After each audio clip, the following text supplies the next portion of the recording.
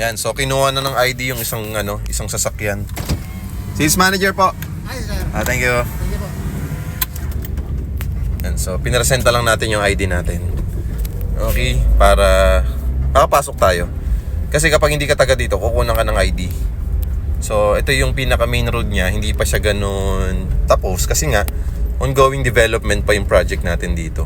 So for only 10,000 to 25,000 cash out only, pwede ka na makapag-avail dito.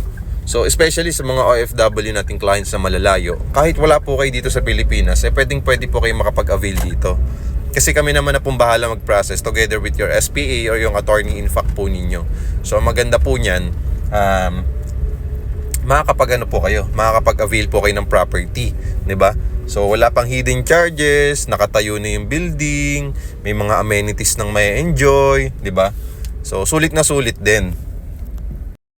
Interested ka sa mga pinopost ko, follow me dito sa aking TikTok account at huwag mo na rin kalimutan mag-follow sa aking official Facebook account. Just follow my TikTok account and just follow my Facebook account. Maraming salamat. God.